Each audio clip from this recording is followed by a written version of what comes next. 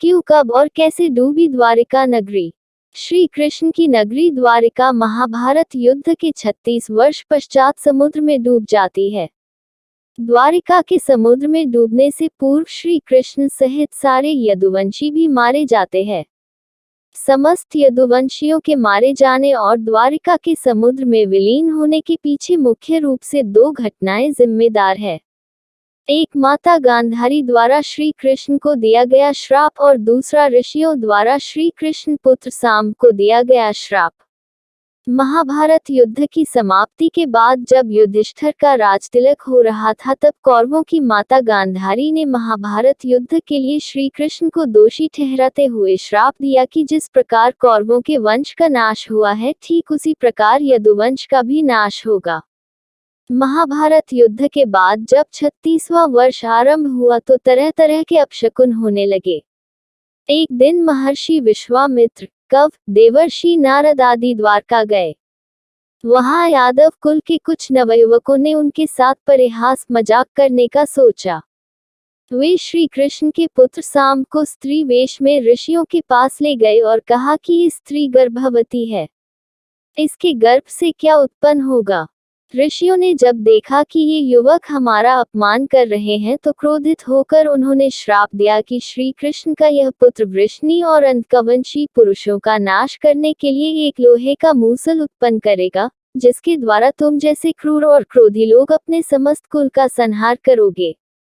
उस मूसल के प्रभाव से केवल श्री कृष्ण व बलराम ही बच पाएंगे।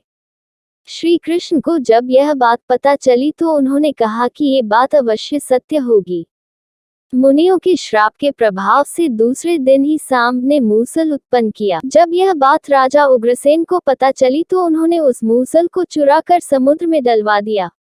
इसके बाद राजा उग्रसेन व श्री कृष्ण ने नगर में घोषणा करवा दी कि आज से कोई भी वृष्णि व अंतकवंशी अपने घर में मदिरा तैयार नहीं करेगा। जो भी व्यक्ति छिपकर मदिरा तैयार करेगा उसे मृत्युदंड दिया जाएगा। घोषणा सुनकर द्वारका वासियों ने मदिरा नहीं बनाने का निश्चय किया। जब श्री कृष्ण ने नगर में होते इन अपशकुनों को देखा तो उन्होंने सोचा कि कौरवों की माता गांधारी का श्राप सत्य होने का समय आ गया है। इन अपशकुनों को देखकर तथा पक्ष के 13वें दिन अमावस्या का संयोग जानकर श्री कृष्ण काल की अवस्था पर विचार करने लगे। उन्होंने देखा कि इस समय वैसा ही योग बन रहा है जैसा महाभारत के युद्ध के समय बना था। गांधारी के श्राप को सत्य करने के उद्देश्य से श्री कृष्ण ने यदुवंशियों को तीर्थयात्रा करने की आज्ञा दी। श्री कृष्ण की आज्ञा से सभी राजवंशी समुद्र के तट पर प्रभास तीर्थ आकर निवास करने लगे। प्रभास तीर्थ में रहते हुए एक दिन जब अंधक व वृष्णि वंशी आपस में बात कर रहे थे तभी सात्यकी ने आवेश में आकर कृतवर्मा का उपहास और अनादर कर दिया। कृतवर्मा ने भी कुछ ऐसे शब्द कहे कि सात्यकी को क्रोध आ गया और उसने कृतवर्मा का वध कर दिया। यह देख अंतकवंशियों ने सात्यकी को घेर लिया और हमला कर दिया। सात्यकी को अकेला देख श्री कृष्ण के पुत्र प्रद्युम्न उसे बचाने दौड़े। सात्यकी और प्रद्युम्न अकेले ही अंतकवंशियों से भिड़ गए, परंतु संख्या में अधिक होने के कारण वे अंतकवंशियों को पराजित नहीं कर पाए और अंत में उनके हाथों मारे गए। अपने पुत्र और सात्यकी की मृत्यु से क्रोधित होकर श्री कृष्ण ने एक मुट्ठी एरका घास उखाड़ ली। हाथ में आते ही वह घास वज्र के समान भयंकर लोहे का मूसल बन गई। उस मूसल से श्री कृष्ण सभी का वध करने लगे। जो कोई भी वह घास उखाड़ता वह भयंकर मूसल में बदल जाती। ऐसा ऋषियों के श्राप के कारण हुआ था। उन मूसलों के एक ही प्रहार से प्राण निकल जाते थे।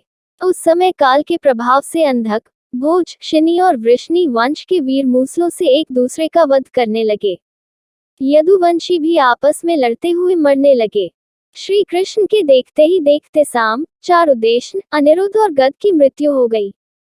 फिर तो श्री कृष्ण और भी क्रोधित हो गए और उन्होंने शेष बचे सभी वीरों का संहार कर डाला। अंत में केवल दारुक श्री कृष्ण के सारथी ही शेष बचे थे। श्री कृष्ण ने दारुक से कहा कि तुम तुरंत हस्तिनापुर जाओ और अर्जुन को पूरी घटना बताकर द्वारका ले आओ। दारुक ने ऐसा ही किया। इसके बाद श्री कृष्ण बलराम को उसी स्थान पर रहने का कहकर द्वारका लौट आए। द्वारका आकर श्री कृष्ण ने पूरी घटना अपने पिता वसुदेव जी को बता दी। यदुवंशियों के संहार की बात जानकर उन्हें भी बहुत दुख हुआ। श्री कृष्ण ने वसुदेव जी से कहा कि आप अर्जुन के आने तक स्त्रियों की रक्षा करें। इस समय बलराम जी वन में मेरी प्रतीक्षा कर रहे हैं, मैं उनसे मिलने जा रहा हूँ। जब श्री कृष्ण ने नगर में स्त्रियों का विलाप सुना तो उन्हें सांत्वना देते हुए कहा कि शीघ्र ही अर्जुन द्वारका आने वाले हैं, वे ही तुम्हारी रक्षा करेंगे।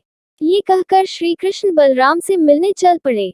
वन में जाकर श्री कृष्ण ने देखा कि बलराम जी समाधि में लीन हैं। देखते ही देखते उनके मुख से सफेद रंग का बहुत बड़ा सांप निकला और समुद्र की ओर चला गया।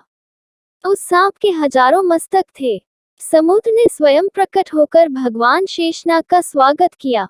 बलराम जी द्वारा देह त्यागने के बाद श्री कृष्ण उस सूने वन में विचार करते हुए घूमने लगे। घूमते घूमते वे एक स्थान पर बैठ गए और गांधारी द्वारा दिए गए श्राप के बारे में विचार करने लगे। देह त्यागने की इच्छा से श्री कृष्ण ने अपनी इंद्रियों का संयमित किया और महायोग समाधि की अवस्था में पृथ्वी पर लेट गए। जिस समय भगवान श्री कृष्ण समाधि में लीन थे, उसी समय जरा नाम का एक शिकारी हिरणों का शिकार करने के उद्देश्य से वहां आ गया। उसने हिरण समझकर दूर से ही श्री कृष्ण पर बाण चला दिया। बाण चलाने के बाद जब वह अपना शिकार पकड़ने के लिए आगे बढ़ा तो योग में स्थित भगवान श्री कृष्ण को देखकर उसे अपनी भूल पर पश्चाताप हुआ। तब श्री कृष्ण को उसे आश्वासन दिया और अपने परमधाम चले गए। अंतरिक्ष में पहुंचने पर इंद्र, अश्विनी कुमार, रुद्र, आदित्य, वसु, मुनि आदि सभी ने भगवान का स्वागत किया। इधर दारुक ने हस्तिनापुर जाकर यदुवंशियों के संहार की पूरी घटना पांडवों को बता दी। यह सुनकर पांडवों को बहुत शोक हुआ। अर्जुन तुरंत ही अपने मामा वसुदेव से मिलने के लिए द्वारका चल दिए। अर्जुन जब द्वारका पहुंचे तो वहां का दृश्य देखकर उन्हें बहुत शोक हुआ। श्री कृष्ण की रानियां उन्हें देखकर रोने लगी। उन्हें रोता देखकर अर्जुन भी रोने लगे और श्री कृष्ण को याद करने लगे। इसके बाद अर्जुन वसुदेव जी से मिले। अर्जुन को देखकर वसुदेव जी बिलख बिलख रोने लगे। वसुदेव जी ने अर्जुन को श्री कृष्ण का संदेश सुनाते हुए कहा कि द्वारका शीघ्र ही समुद्र में डूबने वाली है, अतः तुम सभी नगरवासियों को अपने साथ ले जाओ। वसुदेव जी की बात सुनकर अर्जुन ने दारुक से सभी मंत्रियों को बुलाने के लिए कहा। मंत्रियों के आते ही अर्जुन ने कहा कि मैं सभी नगरवासियों को यहाँ से इंद्रप्रस्थ ले जाऊंगा, क्योंकि शीघ्र ही इस नगर को समुद्र डूबा देगा। अर्जुन ने मंत्रियों से कहा कि आज से 7वें दिन सभी लोग इंद्रप्रस्थ के लिए प्रस्थान करेंगे, इसलिए आप शीघ्र ही इसके लिए तैयारियां शुरू कर दें। सभी मंत्री तुरंत अर्जुन की आज्ञा के पालन में जुट गए।